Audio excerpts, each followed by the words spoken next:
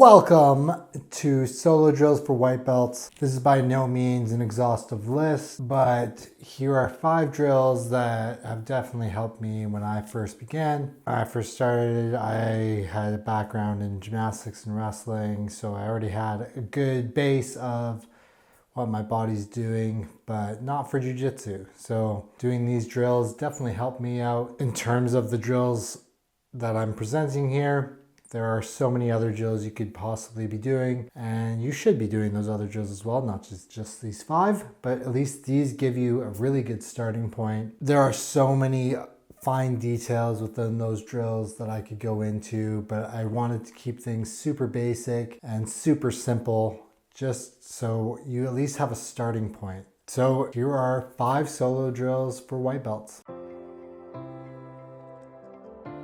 So the first drill we're going to go over is super important as a white belt, and that is going to be shrimping. Now my explanations are going to be super simple, super basic, very straightforward, and there's so many small details that I could get into, but with you're just starting out, these are going to be some basic things that you need to think about when you're first starting to shrimp. So I'm going to slow it down here first, but the first thing you're going to want to do is you're going to want to base off one foot, and you're going to push your hips back towards your head. From there, I'm also extending my arms out and making it seem like I'm pushing off my opponent, whether it's I have grips on the arms or shoulders, whatever it may be.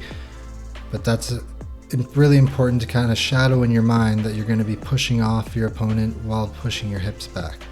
So work it on both sides and just keep practicing. There's so many variations of shrimps. Whether you're moving back, forward, side to side. But one of the most basic shrimps is just off your back and moving your hips back to get out of a bad spot. Bridging is important to be able to shift the weight of someone that's on top of you to a different spot for you to then move yourself out of a bad position into a better one. When you bridge, you want to try to generate the power from your hamstrings, and then you're going to push yourself up and off to the side. You want to get good height out of your hips, as you can see here. One last thing to consider is you're going to want to finish on your toes and get your head out of the way. You're going to want to practice your technical stand-up because it's going to help you in positions when you're on your back and you want to safely get yourself back to your feet. It's also important from a self-defense situation, because if you're on your back and you need to get back up, you definitely don't want to keep your head in a position where someone can get to it, whether in BJJ and they're snatching up your neck, or if they're throwing that heat at you. Starting with your feet out in front of you, you're going to post one hand behind you, and then you're going to bend your opposite leg and have your foot closer to your butt. You're going to stretch the same arm as the bent leg out in front of you to keep distance. From there, take your leg that's still stretched out and bring it back to your hand that's posted behind you. Think of it kind of like you're getting yourself up and onto a surfboard in a way. With your arms still stretched out for that distance, back yourself up and out of that danger zone. When I sit out, I like to get my knees off the mat. I'm going to then pick a side. You should be working on both sides anyways, but live, the side you choose is going to depend on what your opponent's doing.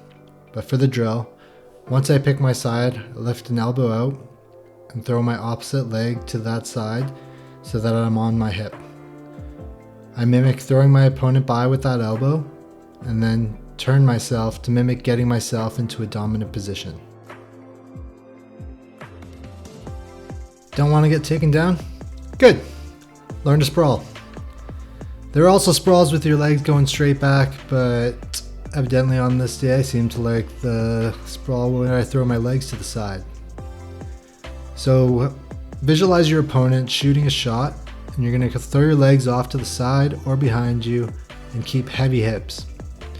I also like to visualize using a hand to keep pressure on my opponent's head to prevent them from looking up and being able to continue their attack. Remember, wherever the head goes, the body goes. If you have a yoga ball at home and someone you can bug to help you out, you can also ask them to roll at you at various speeds and practice sprawling on that to help you learn it.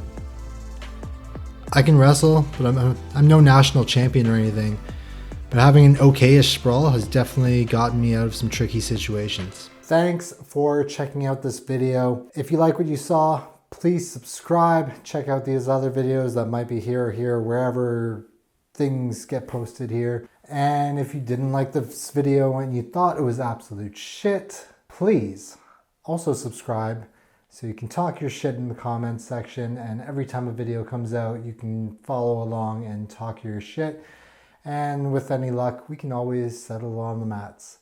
So whether you loved it, whether you hated it, let us know, and thank you. Subscribe, like, share, do whatever the things that you're supposed to do on YouTube, and I'll see you on the next one.